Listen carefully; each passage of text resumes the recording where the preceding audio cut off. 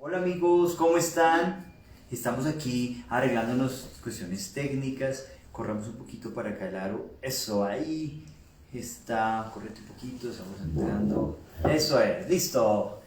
Amigos, buenas noches. Aquí continuamos con la Semana de la Psicología. Hoy nos acompaña una gran psicóloga, la doctora Jenny Carolina Marcela Ríos, perdón, Marcela Ríos.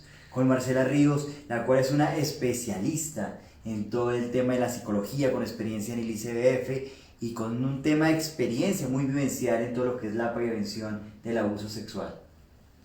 ¿Cómo estás, Ananta? Bueno, estamos aquí que se conecten un poco más de nuestros amigos. Hoy estamos acá en día viernes, estamos iniciando pues ya el fin de semana, el día de descanso para muchas personas.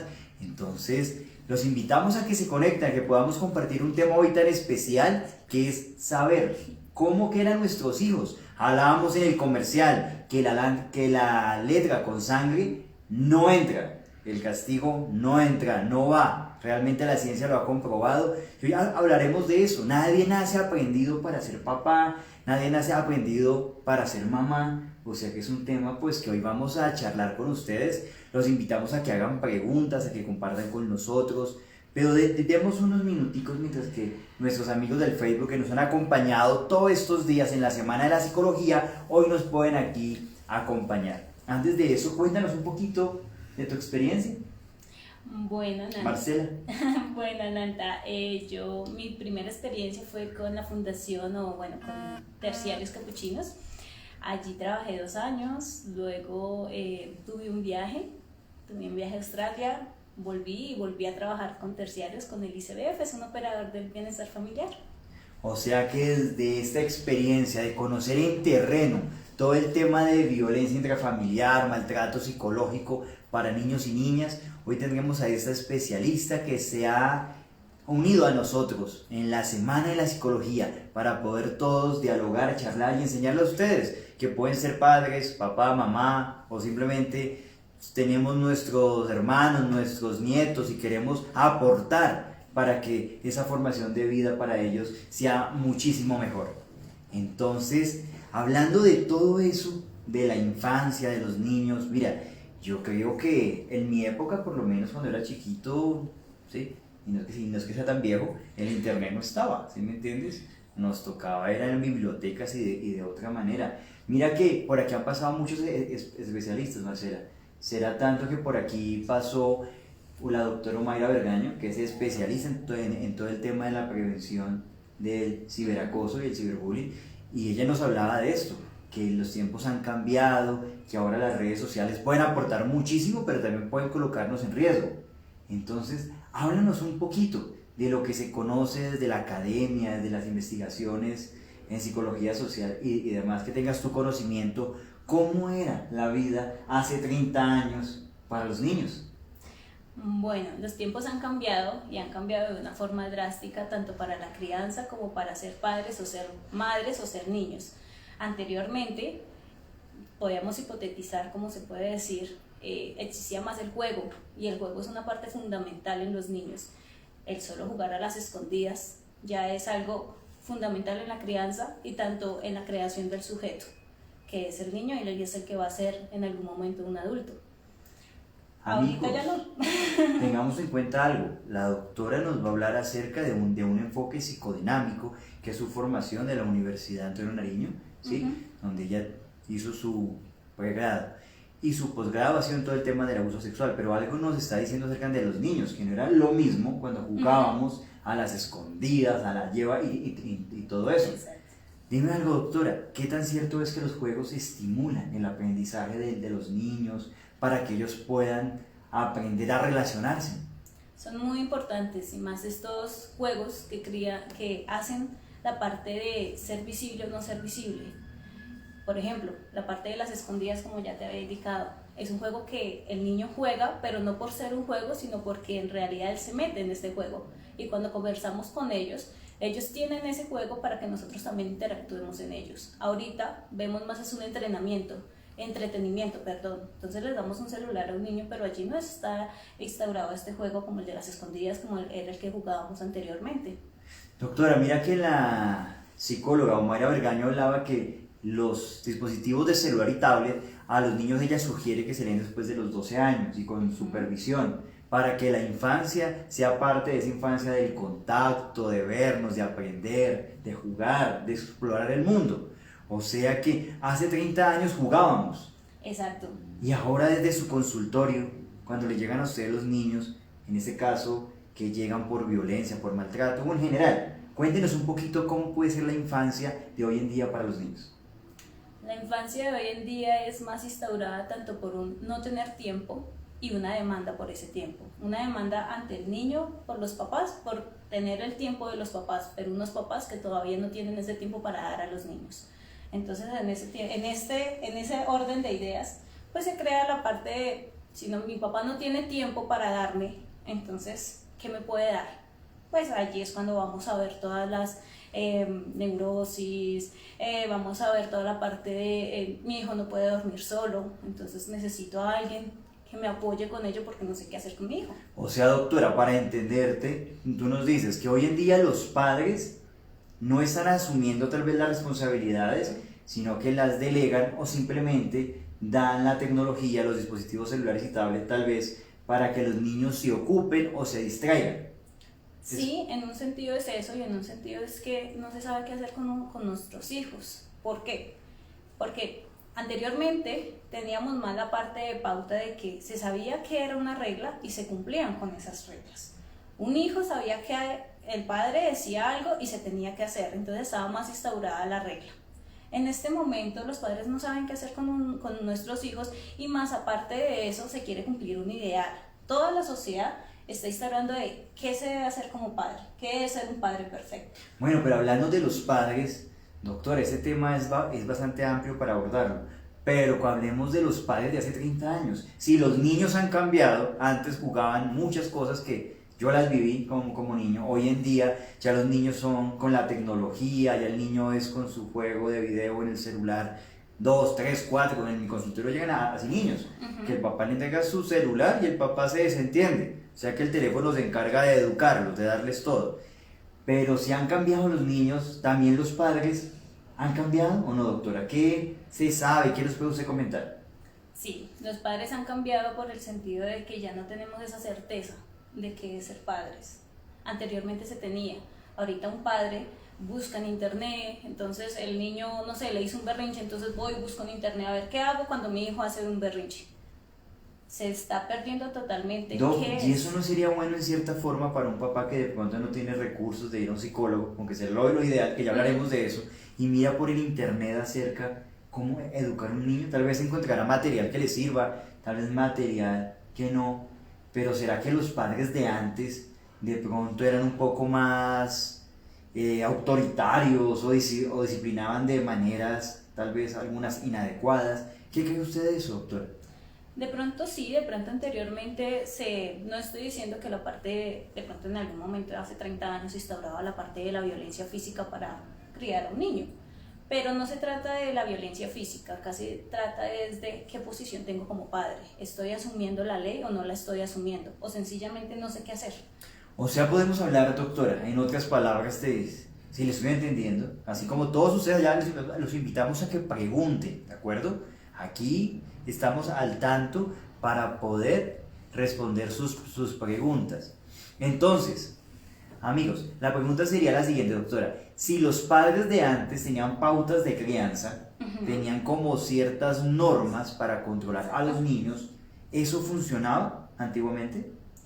Funcionaba en el sentido de que se tenía la ley puesta y se cumplía esa ley, ¿sí? Fuera de una buena forma o no fuera de una buena forma, el niño sabía que era la ley y por eso se cumplía. En este momento el niño no sabe ni siquiera, es mi padre, el padre tiene duda de esa posición que tiene como padre. Recordemos que ser padres no es tenerlo, no es la parte biológica, sino es la crianza que le estamos dando. O sea, doctor, usted me está diciendo que cuando los padres asumen su rol y dan unas pautas de crianza, paso 1, paso 2, hora de acostarse, vamos a hacer las tareas de determinada hora, le damos como una planeación a los hijos, que antiguamente de pronto había ese contacto, esa comunicación, tal vez era un poco más fácil. pero también hay casos de los padres eran muy violentos, donde era la ley de la chancleta, la ley de la correa, donde los hijos fueron creados a punta de palo y los hijos se iban muy chiquitos se iban de sus casas, abandonaban sus hogares y bueno, se repetía esa cadena que reproducía la violencia una y otra vez, que no para, y por eso también estamos en una sociedad muy patriarcal, muy machista, de esa manera.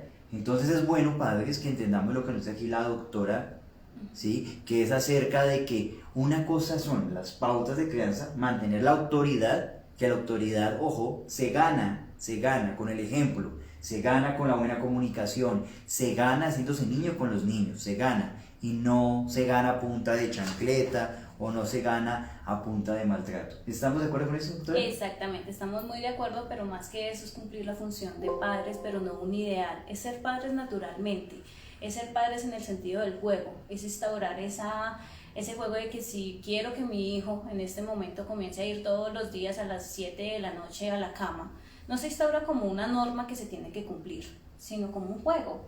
Entonces, si quiero que mi hijo se cepille todos los días los dientes, pero que no lo instaure como que yo se lo impongo, no, entonces lo instauran a nivel del juego. Ya ahorita perdemos el juego, perdemos todo el sentido del juego en la casa, perdemos todo el sentido del juego porque los papás ya no tienen tiempo para hacerlo o porque lo ven como algo ridículo. Amigos, vean esa perla que nos acaban de enviar, el juego, ¿se dan cuenta? Yo puedo educar a mi hijo a través del juego, a través del ejemplo.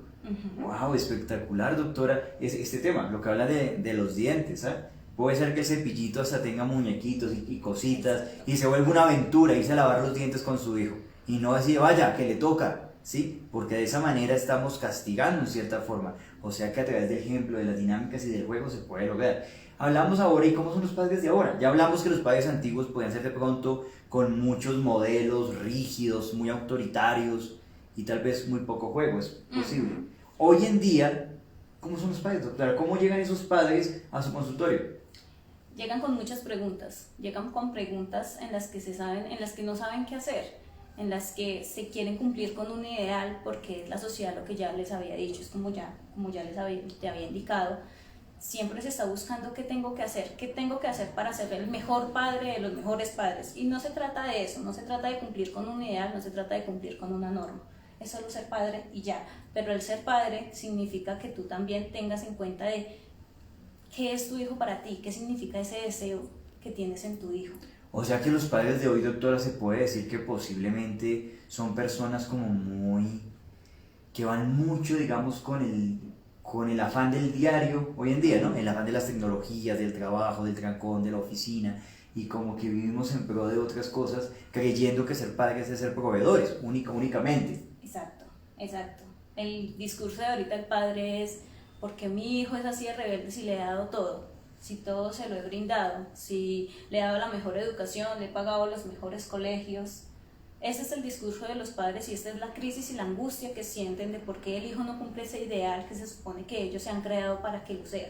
Pero ese no es el discurso que tiene el hijo en la cabeza. Doctora, lo que has hablado durante hoy, hablas mucho del ideal, o sea que la sociedad nos pone como ideales, ¿no? El hijo perfecto, la mujer perfecta, el hombre perfecto, hasta las medidas de las mujeres y el estereotipo de los hombres perfectos, la sociedad nos pone esto. Exacto. Y eso nos jode, amigos, ¿ah? Disculpen la expresión, nos hace daño, porque no permiten que un padre pueda ser más auténtico, más natural con su hijo, puedan salir, puedan jugar. O sea que aquí estamos es para aprender y más adelante hablaremos de algunas pautas de crianza para poderles enseñar a ustedes cómo pueden formar a sus hijos. Entonces hablamos que los padres de ahora viven muy con el afán del día a día. Exacto. Y muchos pierden la autoridad y se la delegan a las tecnologías. A las tecnologías, o ya cuando tienen demasiada angustia, cuando sienten demasiada angustia de lo que ha pasado con su hijo, pues acuden a nosotros, que eso ya sería algo ideal, porque ahí ya comenzamos a trabajar. Yo les quiero contar una historia que tengo en mi escuela de artes marciales, ya hace bastantes años. Llegaba una chica allá a la escuela y tenía problemas, era rebelde, no hacía caso, nos confrontaba a los profesores de karate, a los senseis. Ella llegaba con el conductor, la dejaba ahí. Varias veces llamamos que los padres se acercaran para poder orientar a esta chica. Los padres nunca aparecieron, pero todo lo que nosotros pidiéramos como escuela de artes marciales, uniformes, implementos, era la primera en pagar. O sea que padres proveedores es muy probable lo que ahorita puede existir. en estratos tal vez altos. Pero también existen, doctora, los casos, hemos visto aquí en Bogotá, que hay padres que dejan a sus hijos sueltos. El niño de pronto llega hasta con los zapaticos rotos, de pronto llega con su ropa sucia, llega descuidado. Hay un maltrato ahí también en ese sentido. Sí, sí, pero tenemos que ver todo el contexto de la situación, ¿sí? Porque una cosa es que el niño no tenga zapatos por pobreza de su familia, y en este caso es totalmente diferente porque no hemos visto cuál es el contexto de esa familia.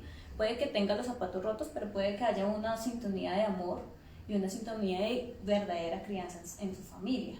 Es totalmente diferente a una negligencia. Negligencia hablamos de cuando el papá totalmente descuida al niño, totalmente no le importa que el niño esté sin comer. Esto ya es negligencia y eso es violencia. Doctora, lo que usted dice es fundamental. Lo que es el amor, ya estudios científicos aclaran que un niño que crece sin amor, algunas partes de su cerebro no se desarrollan. Y eso también nos lo decía la neuropsicóloga. O sea que el amor es fundamental para la crianza. Puede ser que no hayan lujos o los zapatos estén muy gastados, pero cuando esos padres están al servicio de sus hijos, ahí hay una red de apoyo. Exacto. Y también tenemos que mirar y tenemos que tener en cuenta que esto ya es más desde el psicoanálisis, pero desde el psicoanálisis hay 3 complejos indispensables que tienen que atravesar al niño. Está el complejo del destete, el complejo del control de esfínteres y por último el control del Bueno, doctora, el psicoanálisis es una de las corrientes de la psicología, es muy interesante. Explíquenos de manera muy sencillita cada uno de lo que nos dijo, así como para que nos quede algo así, sencillito. ¿A qué se refiere con el destete? ¿A qué se refiere con el destete? El destete no significa la parte de que amamanto a mi hijo y ya lo termino, o sea, que dejó la teta y entonces ahí ya significó que atravesó por el complejo del destete. No, el niño puede haber dejado la teta, pero aún así puede estar todavía en el destete. ¿Por qué? Sí, ok. ¿Se dan cuenta, amigos? Puede ser que ya salió del momento de la lactancia, pero continúa la formación. O sea que padre no es el que simplemente pone el óvulo, ¿sí? Exacto. Y pone el esperma, sino el que lo forma, el que le da esas primeras pautas de vida, lo levanta el niño. ¿Y cuál es el otro que es el del esfínter? El control de esfínteres. Cada uno de estos complejos, si el niño atraviesa por cada uno de estos complejos y lo atraviesa de una forma ideal, se está creando el sujeto, ¿sí? Se está creando el sujeto que sabe qué es la ley y la cumple, que tiene una moralidad, pero entiende la moralidad no en el sentido de una obligación, sino una moralidad ética. ¿Sí? O sea que los niños desde chiquitos conozcan, se den cuenta qué es lo que puede estar bien para la sociedad, para su familia y qué es lo que... ¿sí? Exacto, es que atravesar por estos complejos es también atravesar por el narcisismo. Es ese niño que comparte sus cosas, ¿sí? Pero que no comparte ese desecho, sino que comparte algo que en serio es compartir. Pues mira, Doc, en otras palabras también yo lo veo de esta manera y creo que es viniendo lo mismo. Una cosa es el carácter, ¿no? Lo que le pone la sociedad, la familia a cada niño y lo está formando con lo que no nace. El carácter no es ni bueno ni malo. Hay niños que son muy colaboradores, es el niño que saluda, que se despide. Hay niños que no colaboran porque eso en su casa pues no se lo enseñaron, ¿no? Entonces, como entender esa moralidad. Y faltaba uno, para no dejarlos ellos sin eso. ¿Cuál es? El último es el complejo de Edipo, pero esto se tiene que atravesar por todos, digamos por ejemplo el control de esfínteres nos va a ayudar a enseñar, el control de esfínteres es el niño que ya le da al otro, entonces el popó es la caca es decir, doy algo que se está desprendiendo de mí a ese gran otro puede ser la madre, cuando yo digo madre no quiere decir la madre biológica, puede ser representada por la madre biológica, pero puede ser representada por una institución, puede ser representada por la mamá, por la tía, por aquella cuidadora donde el niño ve esa representación de ese gran otro que es la madre. Entonces, amigos, mire, el psicoanálisis es una corriente que le da una propia visión a los fenómenos, a las situaciones. Es una corriente muy respetada que nace de Freud, ¿sí? Desde ahí. Y ha ido evolucionando. Pero lo cierto es que el niño debe conocer, digamos, las autoridades, las personas que lo tienen a cargo, respetar y ser recíproco con la autoridad, y eso se va aprendiendo, eso lo podemos ir enseñando nosotros. Doctora, cuéntenos algo, ¿cuáles son los principales problemas que usted ha conocido a través de su profesión en los niños que se presentan? Bueno, ahora, muy actualmente he conocido problemas de Control de esfínteres, que es lo que acabamos de decir. Entonces son niños que tienen 7 años y todavía se orinan o todavía defecan en su ropa interior y permanecen todo el día con esta defecación y no les importa. Pero entonces ahí es donde vamos a tratar esa parte de control de esfínteres, que es lo que nos habla el psicoanálisis. Porque el niño se orina, pero entonces ahí es una relación con ese gran otro. No es porque el niño quiera orinarse y porque le gusta estar con sucio o la parte de la higiene. Sí, puede ser parte de la higiene, sí puede ser algo biológico, pero puede ser algo más parte de la parte de acá, O de sea, esa relación con el gran otro. doctor, entonces a ver si le entiendo, si me equivoco, usted me corrige, para que todos nosotros podamos entender y tengamos claridad sobre este tema. Cuando un niño, por en este caso, se orina en la cama, no tiene control de esfínter para la materia fecal, ¿sí? En este caso es porque el niño no es porque lo quiera hacer, no es porque el niño sea cochino, no es porque el niño sea sucio, no es porque el niño esté llamando la atención posiblemente, sino pueden haber unos factores detrás de eso que tenemos que entender. O sea, pilas padres, hermanos, quien tenemos niños, no podemos lastimar a un niño, de hablarlo de cochino, de sucio, a primeras, si no conocemos la razón de lo que está pasando. O sea, doctora, gracias porque eso es muy importante. ¿Cuántos niños llegan a los consultorios o los padres se enfrentan que el niño se orina en la cama? Exacto, y como caemos en el castigo, entonces el niño se está orinando en la cama, estamos haciendo o se está haciendo popó en los pantalones y lo primero que le damos es una vela o lo bañamos con agua fría o bueno, cantidad de castigos que se nos ocurren a los papás. Igual, no estoy juzgando a los papás porque acá no hay un ideal, acá no estamos dictando un manual que se dice, mire, tome este manual para que usted sea mejor padre. Ser padre es ser padre, no significa seguir unas normas establecidas de un reglamento. O sea, tengamos claro algo, amigos. A los niños no se les puede castigar. Científicamente está demostrado que el castigo no sirve. El castigo en el momento puede funcionar, momento, instante, pero la conducta va a regresar. Y aún, hablamos del maltrato, castigo como maltrato, castigo como violentarlo psicológicamente, de decir groserías, mirarlo feo, expresiones pesadas del rostro, el coscorrón, el chancletazo, el palazo. Eso no va, no sirve. Generamos adultos violentos, por eso se ve mucho en el ICBF, en la misma fiscalía, cuando llegan menores de edad que le pegan a los padres. Llega un punto que el niño ya no se aguantó más y le devolvió la mano, el niño de 17 años que ha sido golpeado desde que tiene 4 o 3 años. O sea, esas son las consecuencias de lo que sucede. Alguien no es violento porque sí, sino porque hay una serie pues, de aprendizajes y esto. O sea que ese sería un caso, el tema de que se orinen en la noche o no tengan control de esfínter. ¿Qué otro caso, doctora, usted nos puede aportar de los que son muy comunes en los niños? Bueno, uno de los que ahorita son muy comunes es los niños que no pueden dormir solos. Llegan a los 9, 10 años y todavía tienen que dormir con los papás. Es algo muy común y es un tema de consulta demasiado común en este momento. ¿Por qué se da esto? Por la parte del destete. Entonces ese complejo en el que todavía no se ha atravesado y todavía no se ha tenido conciencia de la ausencia de ese gran otro, ¿sí? Todavía de ausencia, presencia. Entonces no significa, y también son casos en el que el niño se lleva a la escuela y llora y no puede dejar o no puede conceder el hecho de que la mamá va a estar ahí a las 3 de la tarde cuando pase el tiempo del colegio. Y es ese tema de ausencia, ese tema de que si mi mamá me deja, entonces me va a dejar para siempre. El niño todavía no concede eso y por eso está tanto esa ausencia y es algo que no solo se ve en los niños, sino que si no se atraviesa por este complejo, podemos ver chicos de 20, 30 años, adultos, que todavía están y siguen instaurados en el complejo del destete. Y no solo a nivel de la madre, entonces ahí ya vemos relaciones con la novia, en el que no puede conceder esa parte de que la novia ya no está con él en menos de 5 segundos y todavía la estamos llamando porque no tenemos ese control de qué está haciendo ella. Amigos, esta semana de la psicología ha sido muy especial. Hemos tenido psicólogos de corte humanista, de corte conductual, cognitivo y psicólogos de corte psicodinámico. O sea, nos dicen que ese destete, nos están explicando, del niño que no quiere dormir solo se puede reflejar en relaciones de apego. Apego tóxico, apego, claro, uno siente apego por su mamá y es bueno, apego por su pareja, pero es un apego que es natural. Cuando el apego es tóxico es cuando nos impide, desde una visión conductista, ¿sí? Nos impide un poco desarrollar otras conductas o otros comportamientos. O sea, es muy claro que entendamos de que si el niño no lo formamos, ese adulto va a reflejar esos comportamientos con su novia, con su pareja, con sus hijos, de pronto va a ser sobreprotector o dependiente emocionalmente de alguien. O sea que todo viene desde ahí. Exacto. Cuando tú dices que la parte del castigo, bueno, en este sentido también tenemos que mirar que cómo estamos definiendo el castigo, ¿sí? El castigo a nivel de violencia, ese no funciona, pero si digamos en este momento, y de aquí yo me quiero devolver en el sentido de cómo estamos instaurando ese castigo, cómo estamos diciendo una norma ante un niño.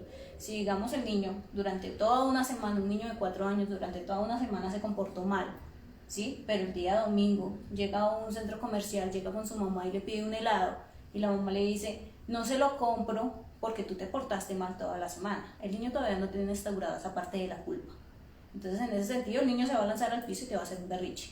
¿Por qué? Porque él todavía no entiende cómo así, ¿sí? O sea, la mamá no tuvo el tiempo o no, en ese momento no castigó, bueno, no castigó, no, sino no le refutó lo que él hizo mal o no hizo mal en el momento, pero sí quiere que él lo recuerde después de una semana o un mes que lo hizo.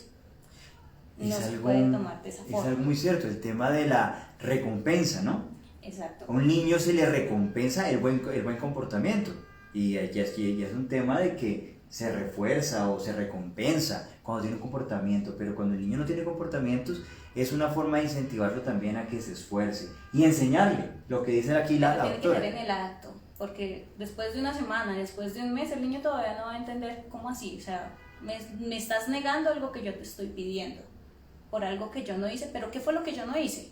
No se entiende. Doctora. ¿Fue no haber tendido la cama o fue no haber almorzado o fue porque mi mamá me está castigando? El niño no lo entiende. Doctora, ese es un tema muy interesante, el hecho de comprender que en muchos casos cuando el niño hace la pataleta, usted como padre que cállese, levántese, pero realmente el que está preocupado es el padre, porque de pronto el niño lo pone en vergüenza. Porque hay angustia. Porque el padre se angustia y no sabe qué hacer, dice la doctora. Ahí está, el padre no sabe qué hacer. Entonces el tema es qué hacer para que el niño entienda.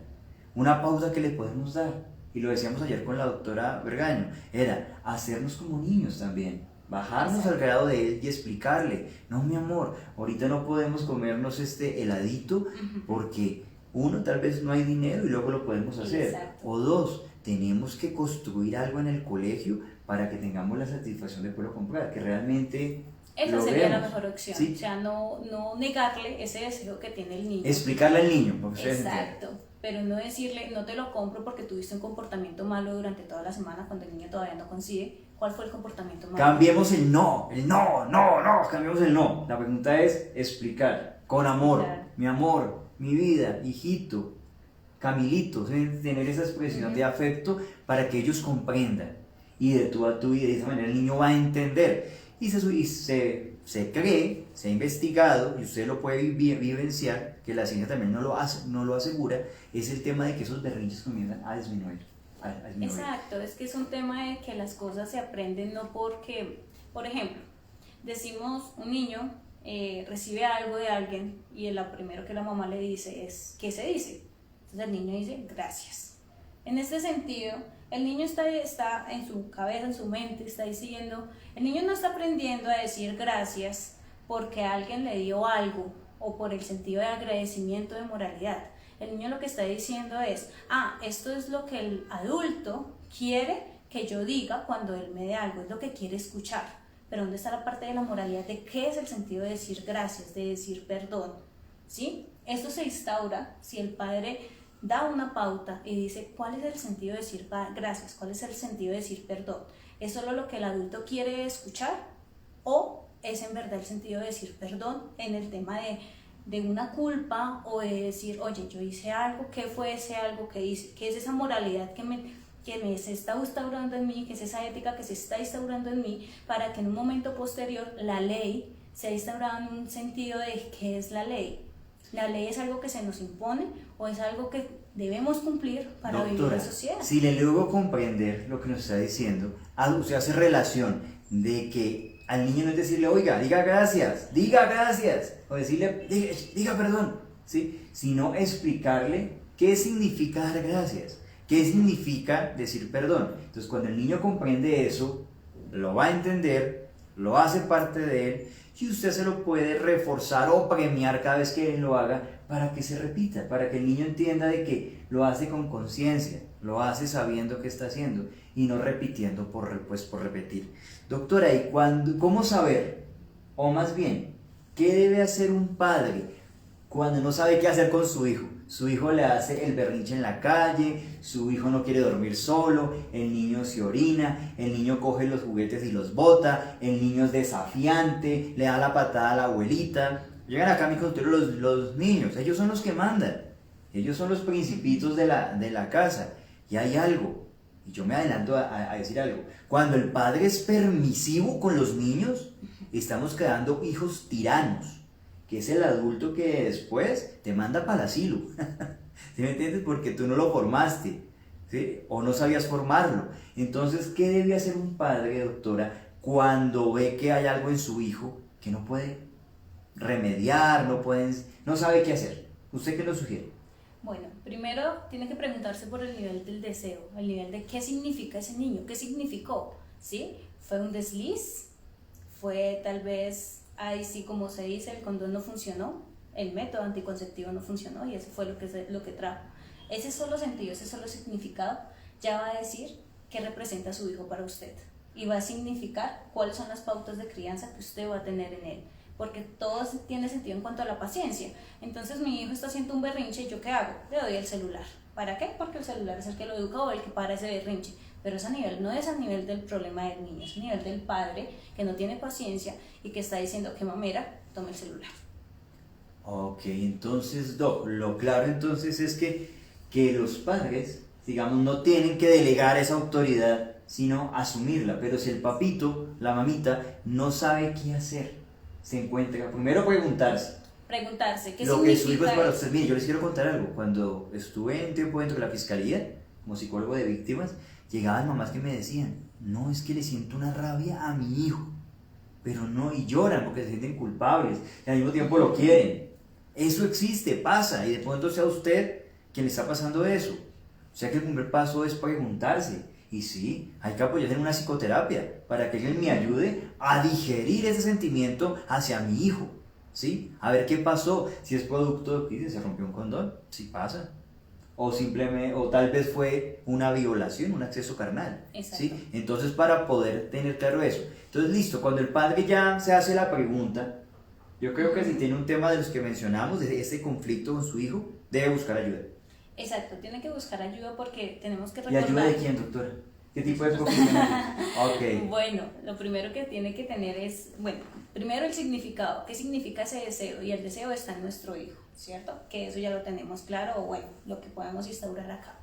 Segundo, nosotros no solo cargamos con el proceso de nuestros padres, también cargamos con el proceso de nuestros abuelos y de nuestros bisabuelos y hasta tercera generación en la crianza de nuestros hijos. ¿Qué hicieron ellos y ahora yo instauro en los míos? ¿Qué pasó atrás y ahora lo instauro acá? Todo eso tiene que ver con lo que en este momento nosotros queremos enseñar o queremos que sea, ese significante que queremos que ese niño se convierta, ese deseo, ¿sí? Sí, o sea que nuestro hijo, la idea es primero reconocerlo, que es fruto de lo que haya sido, pero salió de nosotros, que es una versión suya genética también. Haya sido un fruto del amor o no un fruto del amor, está ahí. Reconocerlo y buscar un profesional que nos oriente. Sí, exacto, que nos oriente. porque hay muchas cosas. Y no es un coach, es un psicólogo y ojalá infantil, ¿sí? Para que nos dé unas pautas. Uno, si nosotros tenemos el conflicto. Y dos, para que nos oriente, nos diga. Exacto, porque nosotros además de eso estamos cargando con una culpa, ¿sí? Nosotros estamos cargando con la culpa y con la deuda del padre, estamos cargando con la deuda del abuelo, estamos cargando con la deuda y todo eso de generación en generación tratando de pagar una deuda que nuestra misma padre, nuestra misma madre nos instaura en nosotros. Entonces escuchamos los dichos de las madres cuando nos dicen, yo todo te he dado, yo sacrifiqué mi carrera profesional por criarte a ti. ¿Cuál es esa deuda que estamos instaurando en ese hijo? Que es una deuda inalcanzable y es una deuda que jamás se va a poder pagar. Cuando una madre te dice, no, es que yo sacrifiqué mi carrera profesional por criarte a ti. Es que yo iba a entrar a la universidad cuando quedé embarazada y me decidí a criarte. Es una deuda que está instaurando en el niño. ¿En qué momento la vamos a pagar? ¿En qué momento esos hijos van a pagar esa deuda que se está instaurando en nosotros? Por supuesto, cuando dicen, es que yo estoy con usted por su mamá. Oye, no, al revés, yo estoy con su mamá es por usted. Yo estoy acá es por mis hijos. Claro, son cargas que los hijos reciben, lo que tú dices, y luego de adultos cargan con eso. O sea que tengámoslo muy claro, amigos. Todo eso tenemos que nosotros resolverlo para que eso no sea una proyección o no reflejemos nuestros problemas en nuestros hijos. Doctora, y hablando de todo esto, ¿cómo un padre puede detectar que su hijo tiene problemas o dificultades y necesita de un psicólogo que pueda orientar a ese papá? ¿Cómo los padres pueden decir, oiga, sí, esto ya es de psicólogo, esto no es berrinche, esto ya necesita apoyo, o de pronto necesito pautas de crianza porque no sé cómo guiar a mi hijo porque su temperamento es bastante fuerte? ¿Qué es temperamento? Como nace un niño, unos más dormiloncitos, otros más explosivos, es natural, ¿sí? Pero ¿cómo el padre puede saber quién requiere de un especialista para una situación específica con su hijo?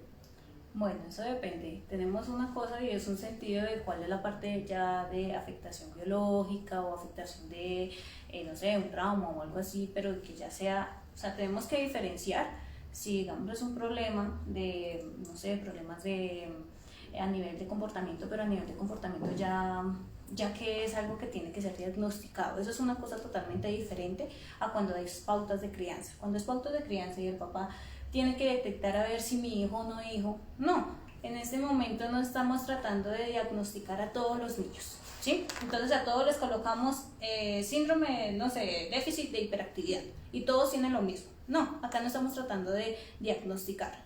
Acá más bien el papá es el que se tiene que preguntar cuál es el problema conmigo. Y al identificarse cuál es el problema conmigo, entonces ahí sí podemos identificar qué es lo que está pasando con el niño. Pero el principal problema es el del papá. Entonces acá no se trata de toda la culpa vamos hacia el hijo, sino también de mirar cuál es la culpa del padre. O sea que detectar un problema, doctora, es posiblemente cuando veo que mi hijo, en alguna etapa en una de las esferas, o sea, dentro del colegio, dentro de la familia, dentro del jardín, el comportamiento con sus hermanos, de pronto hay conductas o formas de él comportarse, ¿sí? De que es difícil, de que el niño de pronto, el niño le gusta andar peleando, botando las cosas, rayando las cosas. Cuando vemos comportamientos como que se salen de cierto contexto natural en el cual estamos todos acostumbrados, posiblemente, ¿sí? Ahí debemos buscarte un terapeuta. Cuando decimos que mi niño de pronto no está durmiendo, o el niño de pronto no rinde en el colegio, se la pasa llorando, tiene insinuaciones de que se quiere quitar la vida, vive muy triste, o usted que es el padre, que conoce su comportamiento natural, su comportamiento básico, como es el niño, nota alteraciones del comportamiento. Oiga, mi hijo hace 2 semanas que está muy agresivo, dice palabras que antes no decía, o mi hijo posiblemente está hablando como de conducta sexualizada, está tocando a otras personas, pues insinuando ciertas cosas. Entonces ahí el padre alerta, ¡pum!, bombillito rojo, para que usted se dé cuenta y comencemos a mirar, pero ante todo, si nosotros mismos no nos miramos como somos como padres, una metáfora sencillita, los niños son como arcilla, y el padre que es el que pone las manos para darle forma a esa arcillita. Hay arcillas más blanditas, otras más suavecitas, por los temperamentos, pero los niños, el padre los forma, pero si el padre no está generando esa formación, o es desentendido con el tema, o lo delega a las abuelas, que también hacen una gran tarea, muchas de ellas, pero si el padre es desentendido o el cuidador es desentendido, hay problemas. O sea que es muy importante que nos demos cuenta nosotros mismos, como padres, qué estamos haciendo. El hijo es como nuestro reflejo en cierta forma. ¿O quién está cumpliendo la función del padre? Recordemos que el padre no es en este sentido el que da la vida. El padre es quien cumple la función de padre, quien da la ley, y la función de la madre es quien brinda el deseo, ¿sí? Entonces, no necesariamente el padre biológico es el que cumple la función de padre. Puede ser que la función del padre lo cumpla la abuela, o puede ser que la función del padre la cumpla ICBF como institución cuando el niño no tiene padres. O sea, la función del padre se puede instaurar de otros medios, no necesariamente tiene que ser la parte biológica. De pronto vemos niños que le hacen más caso a las abuelitas que al mismo papá. ¿En dónde se está instaurando la función del padre y en dónde se está instaurando la función de la madre? ¿En qué estructura? No necesariamente la parte biológica. Doctora, hablemos del ICBF, toquemos este tema. El ICBF, hay hijos del ICBF, que desde muy chiquitos son creados allá hasta la mayoría de edad. Otros están en hogares temporales o están un tiempo al cuidado del ICBF, porque en los derechos de los niños, los cuidados, no hay garantías para esto. En el tema, doctora, de estos niños, ¿sí? Cuando llegan allá las familias, que los papás no saben qué hacer con los niños, desde la psicología, y muchos de ustedes lo deben saber, enseñan pautas de crianza. A los padres los sientan y les enseñan cómo se puede formar un niño, cómo se debe corregir. Algo parecido a lo que ahorita estamos haciendo nosotros con ustedes. O sea que los padres no nacen aprendidos, terminamos reproduciendo los modelos o las maneras como mi papá, mi mamá, mi abuelita, lo que dice la sociedad, que la chancleta, que el juguete, ¿sí? Lo terminamos repitiendo. O sea que, doctora, ¿usted cree que los padres cuando tienen dificultades deben ir a un especialista para que les explique, les dé pautas de crianza, o tal vez en los colegios podrían existir esos espacios donde a los padres se les enseñe cómo crear un niño, cómo potencializar sus talentos, cómo corregirlo con amor? Exacto, pero recordemos que ser padres no es un ideal, no es un ideal que ya está instaurado y no es un manual que se les va a entregar para decir, mire, aquí está todas las letras, todas las normas que usted tiene que cumplir al pie de la letra para que su hijo salga bien. No, acá no se está tratando de un ideal. Acá sí se está tratando de unas cosas que vamos a mirar, que vamos a decir, oiga, cómo estamos mirando la crianza, ¿sí? Pero no es un ideal, ¿sí? Los colegios ayudan, pero la crianza se da en la familia. Toda la parte de atravesar los complejos, toda la parte de lo que ya se habían venido explicando, eso se da con papá y mamá. Papá y mamá, ya como lo habíamos dicho, no en la parte biológica, sino en qué estructura está en el niño, qué significa ser padre o ser madre. Doctora Marcela, ¿cómo podemos enseñarle a los papás a ser mejores padres?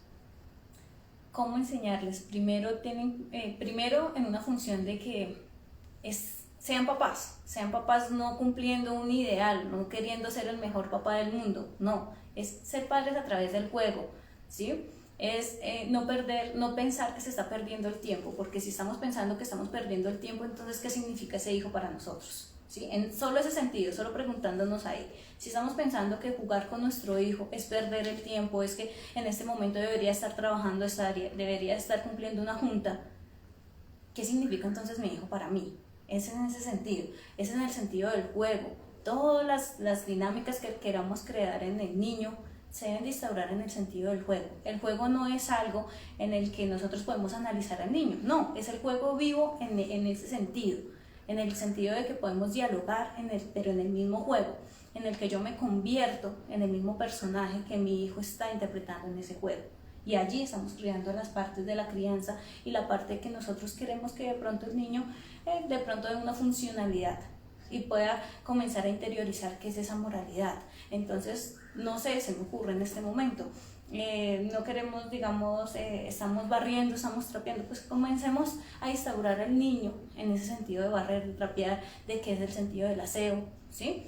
En el sentido de, bueno, comienza a compartir esas dinámicas que yo hago, pero entonces hay padres que tienen el computador, sí es entendible, es computador de su trabajo, el niño va a querer compartir eso que el padre está haciendo, pero lo primero que el padre hace es cerrarlo. Tú no interactúas acá. Hay padres que todavía cierran las puertas de las habitaciones, porque es que allí que hay. Entonces de una vez instaura algo de acá, tú no puedes entrar. Doctora, o sea que en palabras para todos nosotros, el tema es tiempo de calidad con sus hijos. Exacto. Estar con sus hijos, compartir con sus hijos, hacerse amigo de sus hijos también. Sin perder la función del padre. Sin perder la función de autoridad. Exactamente. Ok, entonces, amigo sin perder el rol de cuidador, y es la persona que pone ciertas pautas de crianza para que el niño asuma decisiones y irlo encaminando. Pero según sus palabras, doctora, es que el niño debe compartir con el padre de forma muy natural, sentir a su padre, poder acariciarle la barba al papá, poder con la mamá compartir, vivir esas experiencias mínimas y no de pronto con el manual directamente. Claro que hay visiones de la psicología. Desde la psicología cognitiva conductual se habla de un catálogo, un manual para ayudar a los padres. Es válido y la ciencia lo respeta y lo respalda.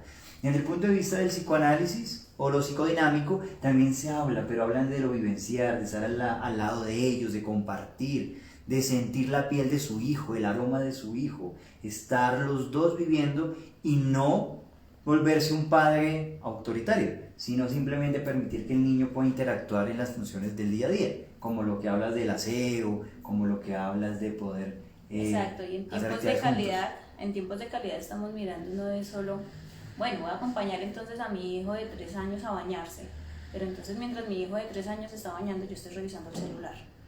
Eso no es tiempo de calidad, ¿sí? Mi hijo me está preguntando por algo o se está regañando al hijo mientras estoy contestando quién sabe cuántos emails, ¿sí? Okay. Entonces el niño en este momento no está diciendo, bueno, mi papá, ¿cuál es el tiempo de calidad que me está dando? Estoy más celoso. Hay consultas en las que los niños dicen, estoy celoso del celular de mi mamá. Doctora, cuando un padre o un cuidador, sea la abuelita, sea la persona, la tía, la que está ejerciendo ese rol, el responsable de los niños o el que convive con los niños, tiene algún trastorno o tiene alguna afectación psicológica, es depresivo, es ansioso, tiene esas dificultades en su vida, esos problemas, ¿los problemas de los padres pueden afectar a los hijos? Se pueden afectar en el sentido si los padres no lo asumen y no lo han trabajado a nivel de consulta, ¿sí? Si ellos no reconocen estos problemas, pues van a ser instaurados en sus hijos. Si un padre... ¿Qué es instaurado, doctora, para que todos ya puedan entender? ¿Qué es instaurado? De que yo, por ejemplo, tengo un cierto problema con mi papá que no pude solucionar y entonces, como estaba diciendo ahorita, esa deuda se me instauró en mí. Entonces ahora la deuda que yo tengo instaurada en mí, la quiero instaurar en mi hijo. Y así de generación en generación, ¿sí? Si yo no soy consciente, si yo no analizo ese problema que yo tengo, si yo no reconozco mi síntoma, pues muy posiblemente lo voy a transmitir. Pero si yo lo reconozco y lo trabajo, pues la relación va a ser totalmente diferente y esa relación con ese gran otro y con mi hijo se va a poder establecer. O sea, desde una visión de la psicología cognitivo-conductual, estamos en como una especie como de paralelo para entender este fenómeno y cómo comportarnos. Los aprendizajes es natural, aprendemos por la imitación, por el aprendizaje tal vez, como el caso real, una mamá que era muy depresiva por situaciones personales, vivía encerrada en la habitación, no jugaba con sus hijos, todo el tiempo era con la luz apagada. Los hijos aprendieron tal vez ese tipo de situaciones para su vida. Los niños también comenzaron a deprimirse, a estar muy tristes, a no rendir en el colegio, a ser introvertidos, a alejarse de otros niños. O sea que si el padre no reconoce lo que tú me dices, no reconoce su situación, tal vez no asiste de un profesional, psicólogo, psiquiatra, para que le ayude a manejar su situación, es muy probable que termine afectando a sus hijos. Un ejemplo, que se ve mucho dentro de la psicología forense, el tema cuando una madre es maltratada constantemente dentro de la casa. El papá le pega y le lastima. Los hijos aprenden esos modelos, sean que los ejecuten como agresores, es muy probable, o se vuelvan víctimas, busquen personas que las lastimen o que los lastimen, que les hagan daño, y se repite como la misma historia. Exactamente, porque está en la creación de la relación, de esa relación que estoy creando con esa otra persona, con ese otro que es mi mamá o es mi papá, ¿sí? Entonces, si no se establece esa relación, pues obviamente se va a crear, no se va a establecer una relación, no se va a crear esa sintonía de qué es la culpa, de qué es la angustia, me va a quedar en el narcisismo, entonces todo lo bueno es lo mío y no puedo detectar o sea, todo lo bueno y nada malo está en mí. Toda esa parte del narcisismo también se puede crear ahí cuando no hay un establecimiento de la relación con ese gran otro.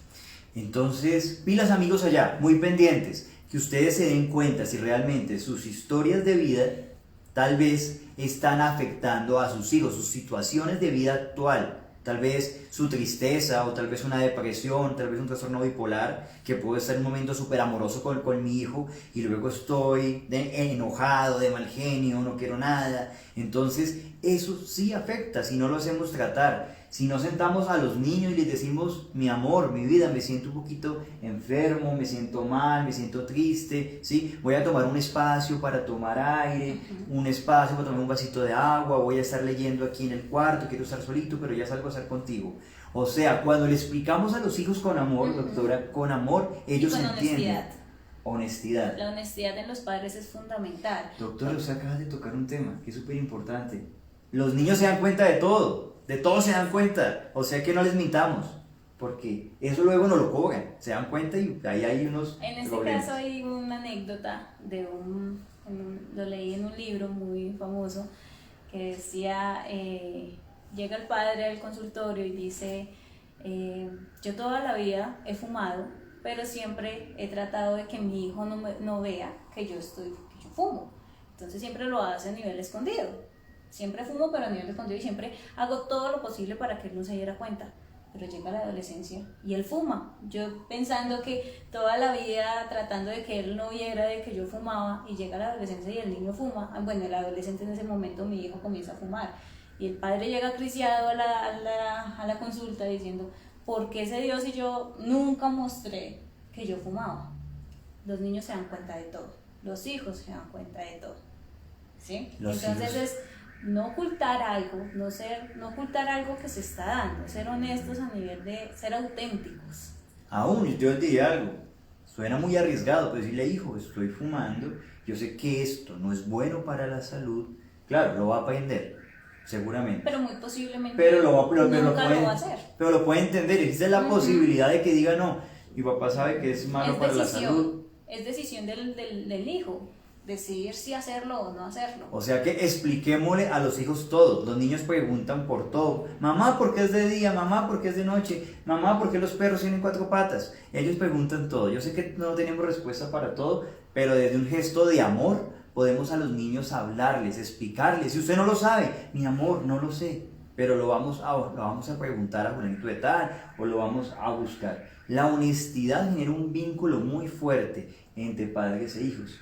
Doctor, y ya para ir terminando esta charla tan agradable acerca de los niños, cómo formarlos, cuando un padre detecta que su hijo se está afectando por sus problemas económicos, porque vive estresado, porque de pronto el padre tiene temas de alcoholismo y su hijo no está rindiendo en el colegio, cuando el padre logra darse cuenta, porque muchas veces se desconectan y es lo más doloroso y por eso llega el ICBF o llegan las custodias para el papá, para la mamá. Cuando el padre detecta que por sus propios problemas está afectando a sus hijos, ese padre, ¿qué debía hacer? ¿Usted qué sugiere? O esa abuelita que se está dando cuenta que el comportamiento del padre o la madre está afectando al hijo. ¿Usted qué sugiere en ese momento, doctor? Pues sería muy importante asistir a un análisis, sería lo mejor. Yo creo que todas las personas deberíamos de asistir para de alguna u otra forma dar significado a muchos de los síntomas que tenemos. Nosotros no vamos a cambiar el síntoma ni lo vamos a quitar.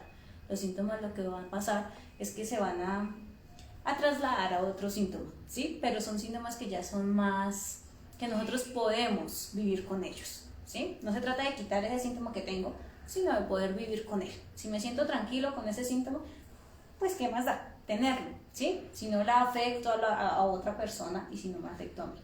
Entonces, ¿cierto? amigos, dice aquí la doctora, un análisis o psicoterapia, sea el enfoque que sea en la psicología, ¿sí? La psicología tiene varias líneas internas, pero asistir a un psicólogo cuando veo que mi hijo está afectado por algo, no busquemos al coach. El coach sirve para proyección de vida, no para temas tan delicados como la crianza de un niño, porque luego vamos a ver las consecuencias. Los coach sí sirven, pero en estos casos son los especialistas, los psicólogos, personas con formación en terapia para poder apoyar todos estos procesos. O sea que usted lo detecta, busca apoyo desde el consejero del colegio, que puede ser un psicólogo, o que es lo ideal, o un psicopedagogo, para que le dé las herramientas o lo oriente donde buscar ayuda. Si no tenemos recursos económicos o en la EPS, lamentablemente, están las citas cada no sé cuánto tiempo, pero se demoran mucho, existen lugares para poderlo hacer. Uno de ellos es el ICBF, donde también en casos pueden ir, y también ofrecemos nuestro colectivo de psicólogos. Somos un grupo de psicólogos donde estará también la doctora Marcela Ríos con nosotros. ¿Con qué fin? Para poder guiarlos a ustedes, para poderles enseñar. El número telefónico nuestro es 310-325-6627. Ahí podemos dialogar, encontrar, podernos concretar una cita para que los especialistas, los psicólogos, nos puedan orientar. Ustedes no están solos, busquen recursos, busquen ayudas, el juego, el deporte. Hoy en la semana de la psicología, y hoy doctora, que estamos celebrando el día de qué? Del psicólogo, perdón. El día del psicólogo, lo estamos celebrando aquí en Colombia, el día del psicólogo. O sea que es algo fabuloso saber que hay muchos profesionales con ese altruismo, con ese deseo de que nuestra sociedad pueda cambiar. Todos cometemos errores, no hay nadie perfecto, pero día a día podemos intentar ir mejorando en aquellas cosas, comportamientos, historias de vida que nos ha tocado. Doctora, yo no me puedo ir sin hacerle esa pregunta que nos hace Andrea Cadena. ¿Cómo se puede manejar la rebeldía de mis hijos? Dice ella. Ya para despedirnos. ¿Cómo se puede manejar la rebeldía? Primero tenemos que mirar por qué se está dando esa rebeldía. Tenemos que mirar el foco de esa rebeldía. ¿Qué está pasando con madre, con padre? ¿Qué está pasando con el niño? ¿Sí? Si miramos el foco de esa rebeldía, entonces podemos analizar y determinar qué es lo que la está produciendo. Podemos decir, sí, el niño está atravesando por los complejos que acabamos de decir, o papá y mamá no tienen el verdadero tiempo y el niño lo que está exigiendo en este momento es ese tiempo de calidad. ¿O qué es lo que está pasando ahí? ¿Qué es ese síntoma, qué es esa parte que se está dando dentro de esa convivencia familiar? ¿Qué es lo que está produciendo la rebeldía? No podemos decir la rebeldía se trabaja de tal y tal y tal forma. Tenemos que primero mirar el foco, primero mirar el contexto de la rebeldía. ¿Y qué le dice rebeldía a la mamá, no? Porque ese también es el significante que le da a la mamá.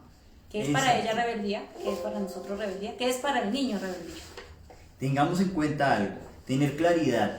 ¿Qué significa la rebeldía? Tener claro eso, que ese significado lo tenga el papá y mirar cuál es el foco, saber el foco, cómo comenzó todo esto, cómo se inició todo en todo esto. O sea, si tenemos claridad, cuál es la motivación o qué es lo que está disparando esa rebeldía, se puede tratar. O sea que, tema de un especialista. O sea que para una próxima seguiremos. Mañana estaremos trabajando, continuamos con la sorpresa que les teníamos a todos, que es qué hacer cuando detecto temas de violencia intrafamiliar y de abuso, cómo poder denunciarla, cómo hacer que las autoridades se enteren para que nos colaboren.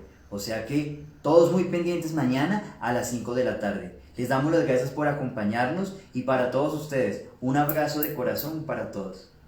Gracias.